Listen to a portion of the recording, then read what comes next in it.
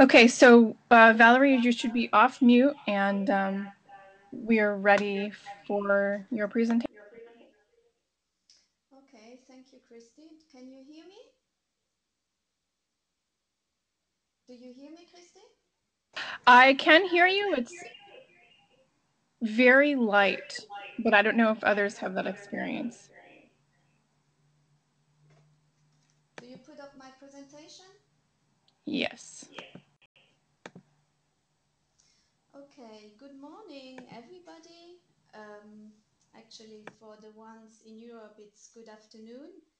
And before I start my presentation, I would first like to thank Christy and the ASCCT for giving me the opportunity to present the work and activities of the European Union Reference Laboratory on Alternatives to Animal Testing, ECVAM. So my presentation will be on EURL ECVAM's approach to the validation of alternative methods. Here's an outline of what I'm going Excuse to me, present. Valerie. Yeah? We are having a lot of trouble hearing. Oh, so maybe I take the microphone. No, because you couldn't hear me via the microphone. How did you call in? How were you speaking earlier? The same as now. Hold on, I tried to unmute my microphone. Well, it's already unmuted.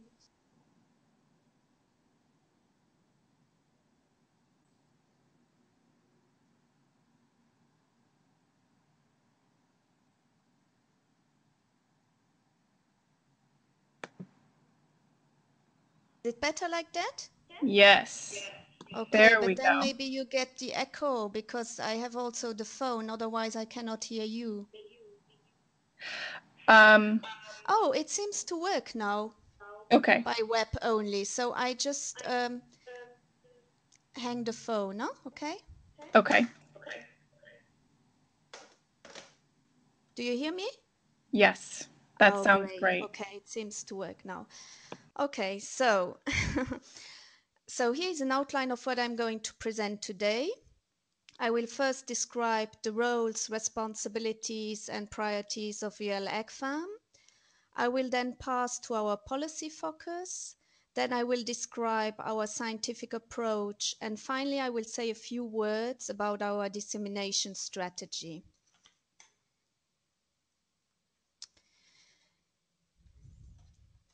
The European Union Reference Laboratory on Alternatives to Animal Testing is an integral part of the Systems Toxicology Unit within the Joint Research Centre of the European Commission located in northern Italy in Europe.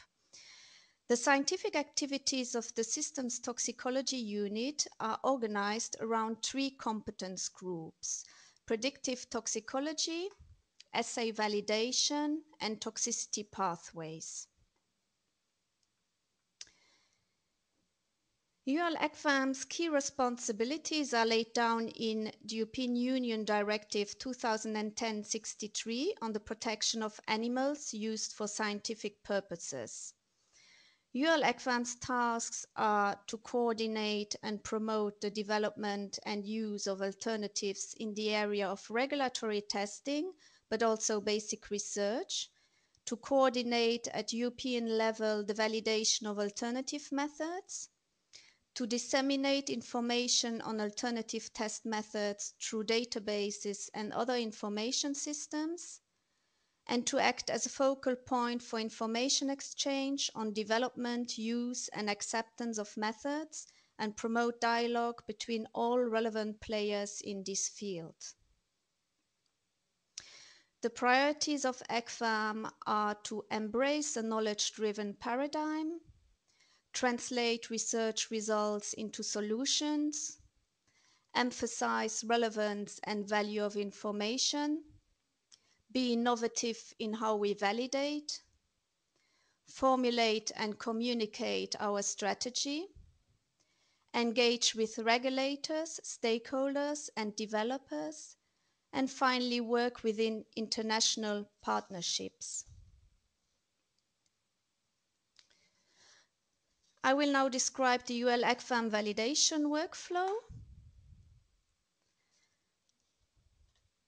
On this slide, you see the EURL ECVAM validation process that consists of 4 main steps: assessment of incoming test submissions, planning and conduct of validation studies, independent peer review of the validation study conduct and conclusions by the ECVAM Scientific Advisory Committee called ESAC. And in the 4th step, the EURL ECVAM recommendation summarizing the validity status of the test methods.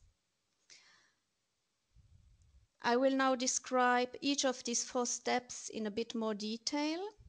So the first step, assessment of test submissions. The validation process starts with the receipt of test methods submitted by test developers. The submissions can arrive via our standard test submission procedure, which means through the EURL ECVAM website or in reply to a specific call.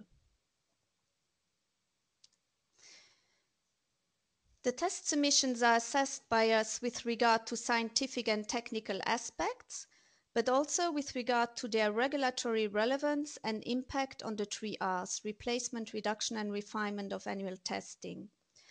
For most complex health effects or endpoints, such as, for example, repeated dose systemic toxicity or carcinogenicity, the relevance of a single test method is typically evaluated with respect to its potential usefulness when combined with complementary methods, for example, within an integrated testing strategy. In general, the quantity and quality of information provided on the 7 modules in our test submission template, which are test definition, within laboratory reproducibility, transferability, between laboratory reproducibility, predictive capacity, applicability domain, and performance standards, will define if and at what stage the test method will enter validation. Ideally, the test methods are assessed within the framework of an EURL ECVAM strategy that is being defined for each toxicological area. These ECVAM strategies typically address different regulatory domains and related needs, review the progress made to date, identify gaps and opportunities in relation to method development and validation, and outline what actions should be taken to deliver solutions that carry 3 Rs impact. Valerie, I'm very sorry to do this to you, but we're getting word that people are still having trouble hearing. And what I'm going to do is unmute everybody. Can people say, can they hear me? Yes, honey. Yes. Yes. Yes. What about people on the internet? Are there folks connected via the internet that can hear me? Yes. Everything's clear. Okay, good. It looks like if you We had can't to hear, redial in. If he dialed in early, it helped. We just redialed in and we got sound. redialed in. Okay. Yeah, we So reconnected. Gustavo, try to disconnect and then reconnect, and hopefully that will help. Okay. Great. Okay, everyone. Okay, I'm going to mute you all now. And then Valerie, you should be unmuted, so go ahead. Okay, so sorry. No problem. So while formulating our strategies, we usually consult with our regulatory and scientific advisory bodies, our stakeholder forum, and with international cooperation partners also involved in method validation. In some cases, we also consult our advisory and stakeholder bodies regarding the merits of individual methods if we deem this appropriate. So indeed, ECVAM entertains a dialogue on regulatory and technical issues with PARERE,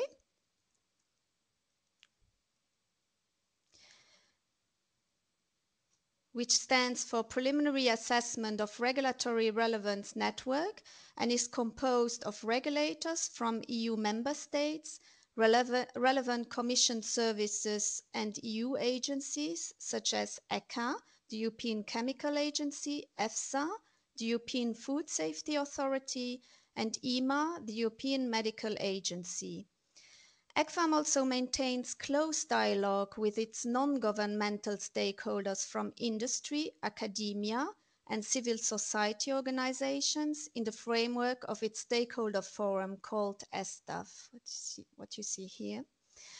Dual ECVAM scientific advisory committee's main role is to independently assess the scientific quality of test method validation studies conducted by ECVAM or by external parties who have submitted their studies for EURL ECVAM evaluation and ESAC peer review. PARERE and ESTAF are involved at different stages within our validation process. The role of the PARERE network is to provide upstream input on potential regulatory relevance and suitability of proposed test methods and strategic advice on prioritized areas for validation.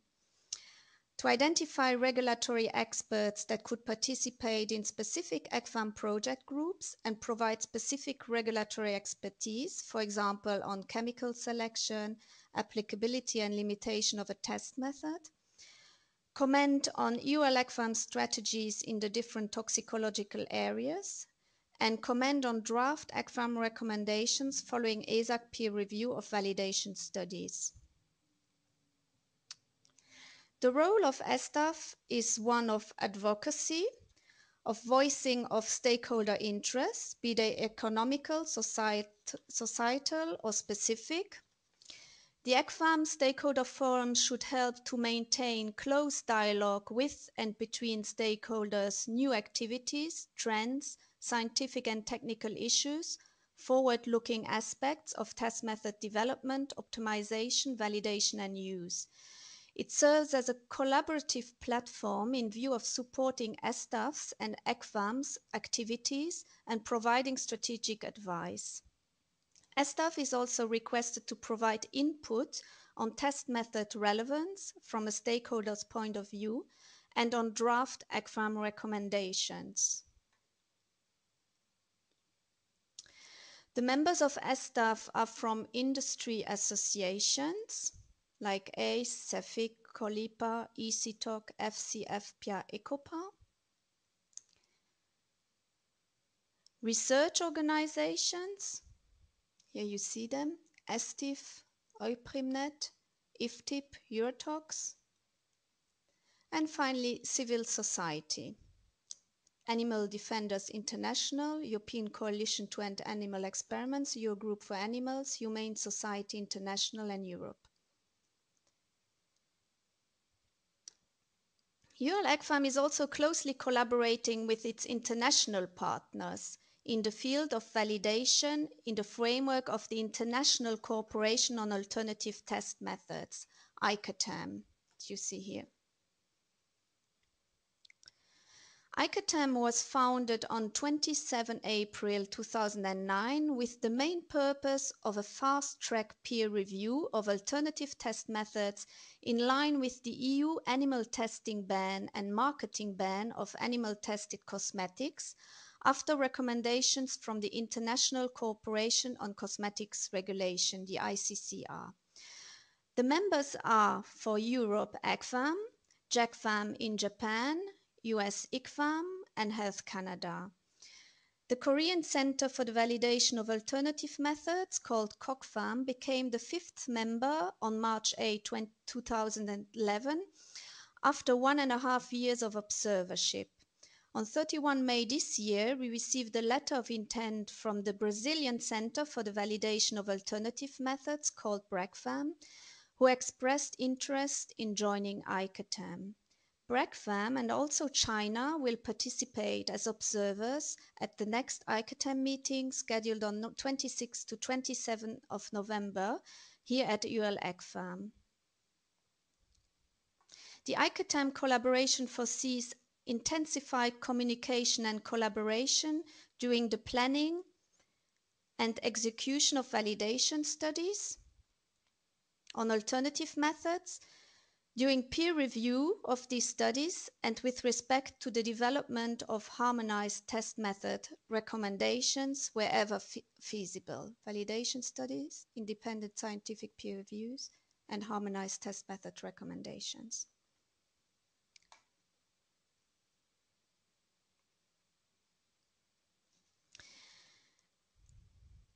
In case a test method or approach is found to be sufficiently promising for entering validation, then a study is launched if suitable resources are available here at ECVAM. A validation study may be executed by third parties, or the method is transferred to the EURL ECVAM laboratories. On this slide, you can see the life cycle of a regulatory test from research to implementation. I would now like to focus on the part prior to validation, which is this part. As mentioned before, if ECVAM decides to conduct a validation study, the method is first transferred to our laboratories, where the test method protocol is reviewed and refined if necessary, in close collaboration with the test method submitter. Before embarking in a ring trial to demonstrate between laboratory reproducibility and robustness of a method, we first carry out a within-laboratory reproducibility study within our good laboratory practice compliant facility, using a restricted set of test items. Only if this initial step is successful, the test method protocol is transferred to external laboratories, who will also be trained on the method. In future, such laboratories will be selected from the network of validation laboratories that we call NetVal, that was formally established this year.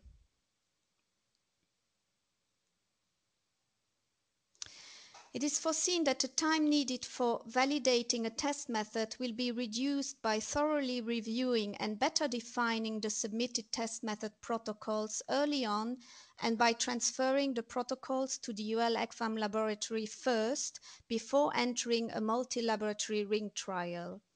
In fact, in the past, too often test methods, which were not sufficiently well optimized and described, have entered a validation study, and a considerable amount of time had to be spent on those aspects before starting the real multi-laboratory ring trial.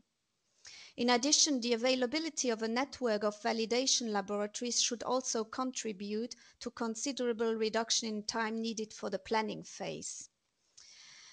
The driver for the establishment of the network of validation laboratories is again Directive 2010-63 that asks member states to identify suitable laboratories to carry out validation studies.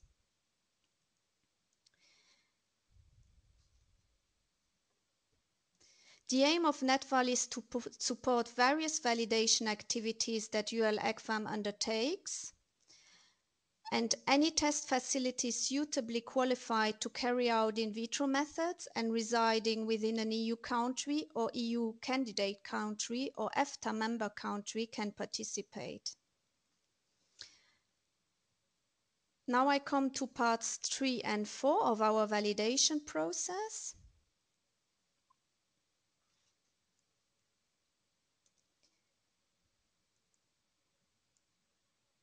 If the validation trial has been completed successfully, a validation study report is drafted and submitted to the ECVAM Scientific Advisory Committee, ESAC, for independent peer review. ESAC consists of 15 independent experts from academia, industry, and government. ESAC meets twice per year at ECVAM. The ESAC mandate is 3 years and has recently been renewed. The primary role of the ESAC is to provide ECVAM with independent, high-quality scientific advice on the scientific validity of alternative test methods by performing peer reviews. The advice is provided in the form of ESAC opinions that will clearly specify the scientific rationale for the position taken. On the basis of the ESAC opinion and regulatory and stakeholder input, ECVAM drafts its recommendation on the validated test method, which undergoes commenting by the test submitter during the right to be heard process that you see here under 4.1, and by public, before being published on the ECVAM website and communicated to Commission services and other stakeholders. The purpose of the ECVAM recommendations is to provide ECVAM's view on the scientific validity of a test method, taking into account the characterization of its overall performance, reproducibility, transferability, robustness, mechanistic relevance, predictive capacity, applicability, and limitations, and to provide ECVAM's view on the proper scientific use of the test method, for example, technical limitations, interpretations of results, and possible regulatory applicability, which is increasingly relying on integrative approaches. And then also to suggest possible follow-up activities, for example, in view of closing gaps between current status and intended regulatory and other uses.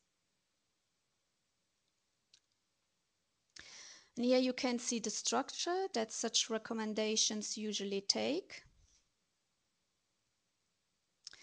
Now on this slide, you see the test methods which are currently at various stages in our validation workflow. The methods highlighted in orange are currently undergoing validation studies that will end this year. These are in the area of toxicokinetics, 2 human-derived hepatic systems used to investigate biotransformation and toxicity of compounds by evaluating the cytochrome P450 induction competence, an estrogen activation assay using Mellon cells for detecting chemicals which affect the hormone system, and in the area of eye irritation, a test method based on reconstructed human tissue called Epiocular, an androgen receptor transactivation assay has successfully been transferred to ECVAM's GLP's test facility and will soon enter multi-laboratory ring trial. The human cell line activation test, HCLAT, highlighted in green, has entered ESAC peer review in summer this year. Then we have several validated test methods for which ECVAM recommendations were or are being drafted. This is the cell transformation assay, BHARS, in the area of carcinogenicity, the zebrafish embryotoxicity test for acute fish toxicity, and the direct peptide reactivity assay and keratinosense for skin sensitization testing.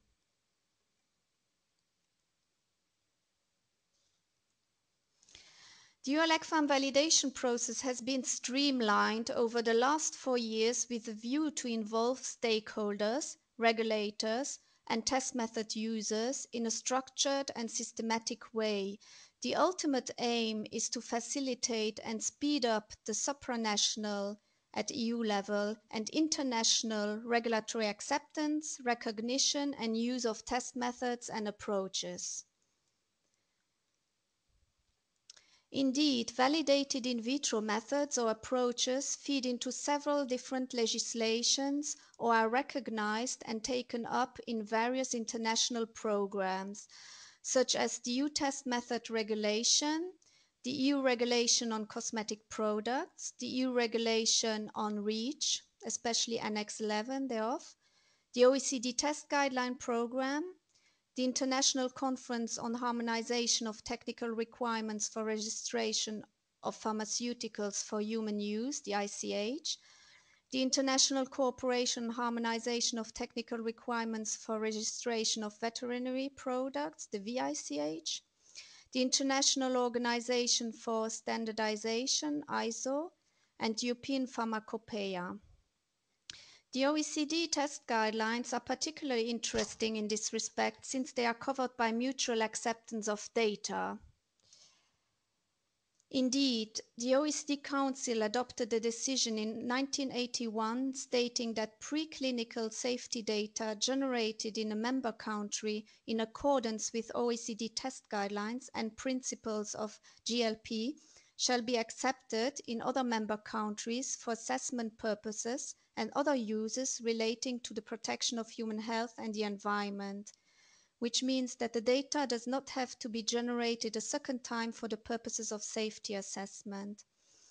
The OECD Mutual Acceptance of Data framework has had a major impact on testing practices and saves thousands of animals every year, and its impact increases as non-OECD economies join the MAD system. Now I'm coming to the human and environmental effects which have recently been addressed with in vitro test method in the OECD test guideline program.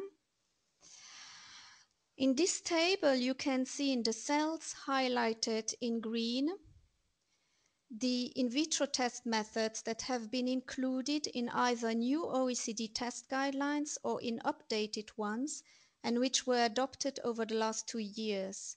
For example, in the area of skin corrosion and skin irritation, updated OECD test guidelines were adopted at the WNT meeting of this year. One new test guideline and 2 updated ones based on in vitro methods for the purpose of eye irritation testing were adopted in 2012 and 2013 respectively. 2 new estrogen receptor transactivation assays for the detection of the endocrine disrupting potential of chemicals were accepted in 2012. And finally, a new test guideline based on the fish embryo acute toxicity test was adopted this year. The new projects that we are leading or co-leading and which were submitted in 2012 were on the estrogen receptor transactivation assay using melon cells for the detection of endocrine disrupting chemicals, the keratinosense and direct peptide reactivity assay for the purpose of skin sensitization testing, and 2 test methods for the identification of non-classified chemicals in the area of eye irritation, the BCOP and the isolated chicken eye. This year, projects on the human cell line activation test for skin sensitization testing, on androgen receptor transactivation assays, and on 2 human-derived hepatic systems used to investigate biotransformation and toxicity of compounds were included on the OECD work program.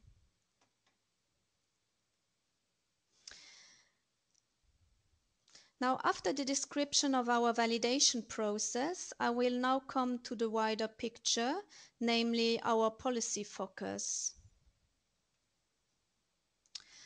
Our focus is on the regulation of chemicals and the protection of animals. We are developing, validating, and promoting animal-free methodology for assessing the chemical hazard posed to consumers, workers, and the environment, which are then applied horizontally to chemicals legislation, including industrial chemicals, cosmetic ingredients, food additives, pesticides, and drugs, and as such, advanced safety assessment science to support regulatory decision-making.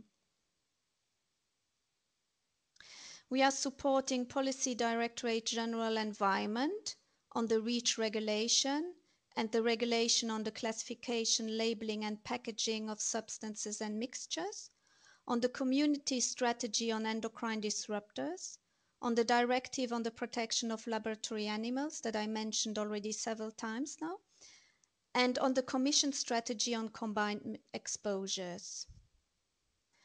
We are also supporting the Commission Directorate General on Health and Consumers with regard to the regulation on cosmetics products. The activities which are currently ongoing to support these policies are the development of international accepted test guidelines, as described before, leading the endocrine disruptor expert group for development of criteria and technical guidance on how to identify chemicals with ED properties applicable horizontally to EU chemicals legislation, the identification of potential EDs through chemical categorization and computational profiling based on the ED mode of action, setting up the endocrine active substances informatics system knowledge base, which is a database on chemicals with endocrine disrupting potential. We provide scientific and technical input to the implementation of the Commission communication on combination effects of chemicals, chemical mixtures. We are evaluating the relevance and possible use of non-standard data to assess chemicals under REACH, the regulation on classification, labeling and packaging of substances and mixtures, and the biocidal products regulation.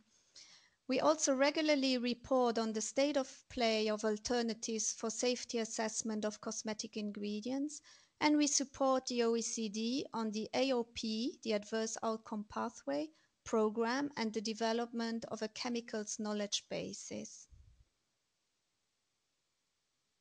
What is our scientific approach? Our scientific approach is to try to understand the toxicological mode of action, to rationally design integrated prediction systems fit for the purpose of supporting safety decisions, and as such facilitating a shift towards a knowledge-driven paradigm for chemical risk assessment. On the next slide here, I describe what this means. Here you can see a schematic illustration of a sequence of events contributing to an adverse outcome pathway, including the mode of action and toxicity pathway as subsequences.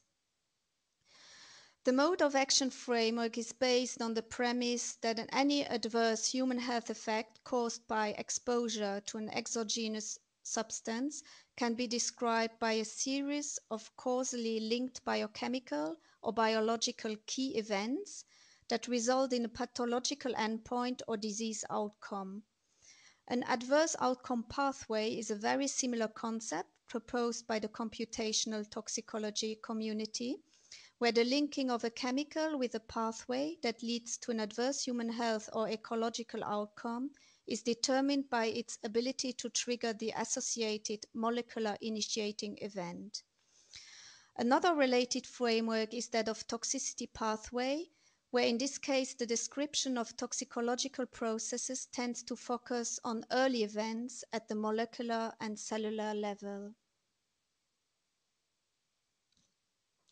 Now, this can be nicely illustrated with the example of skin sensitization, one of the few examples where an AOP has been defined.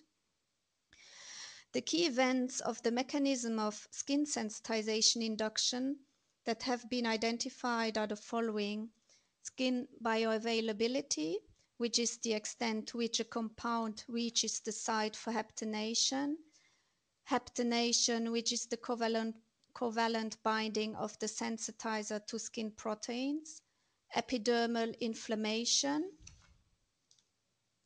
dendritic cell activation; dendritic cell migration; and T-cell proliferation. In the case of skin sensitization, haptenation is considered to be the molecular initiating event. So test methods covering each of these key events were submitted to us. For information on this slide, I have mapped the submitted test methods and their description along the AOP key events. You can see that all the key events are covered by at least one method. I come now to the final part of my presentation, which is on dissemination. The creation and management of public databases on alternative methods is a key objective of ECVAM and requested by European legislation, as mentioned at the beginning of my presentation. The ECVAM database on alternative methods, DBALM, includes standardized and evaluated method descriptions at various levels of details. The QSAR model inventory contains 70 robust summaries and results of validation studies. We are also currently developing a more sophisticated IT system for tracking alternative methods towards regulatory acceptance called ZAR. And finally, the ECVAM search guide that is meant to help untrained database users to find high-quality information among the variety of systems and info available. Key features of this public online service are to cover animal alternatives at all stages of development, validation, and/or regulatory acceptance, with emphasis on toxicity assessments of chemical compounds and related endpoints. To provide factual information in the format of peer-reviewed data sheets, like for example in DBALM and the QSAR inventory. To provide information at various levels of detail in DBALM, and to track progress of test submissions to validation bodies in the ZAR. On this slide, I provide you with the links for accessing these databases. And here's a screenshot of DBALM for illustration. Thank you for your attention. If you have any questions, I'm here to reply. Okay, thank you, Valerie, for that presentation. Have unmuted everybody. I'm going to ask, if you don't think you're going to ask a question, or if you're not currently talking, if you could consider muting your line, because that will cut down on background noise.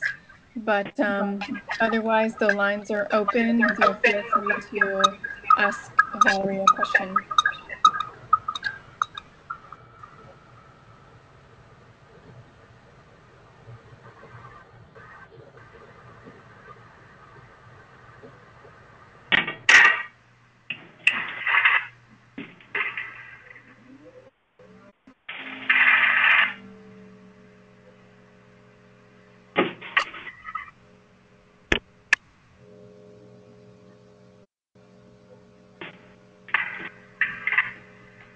It sounds like we don't have any questions.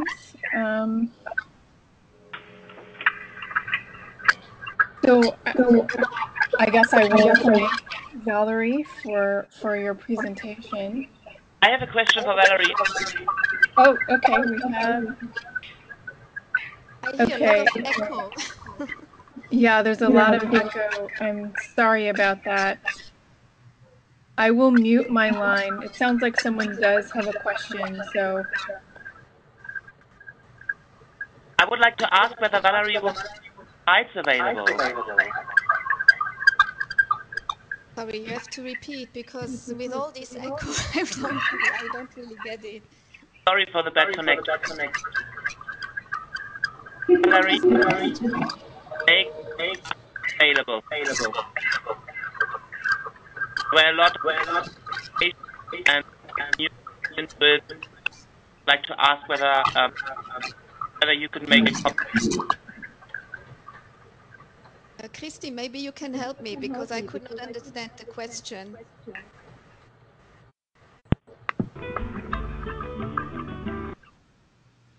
Yes.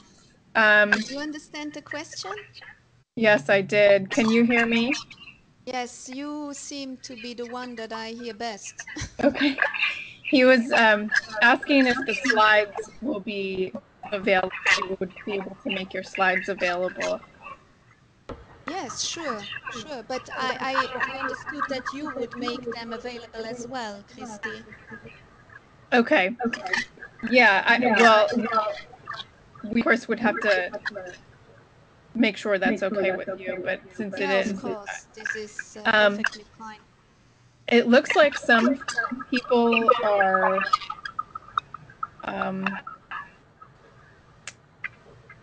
there's lots of people on the phone, so please email me if you want a copy of the slides. And my email is kssullivan@ascctox.org. I hope everyone heard that.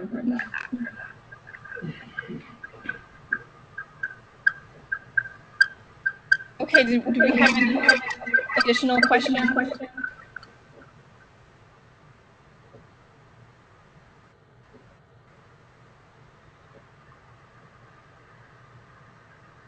Okay. Well, thank you again, Valerie. It was really helpful for everyone on the phone, I'm sure, to learn more about ECVAM's process and goals. And I'm sorry about the echo, everyone.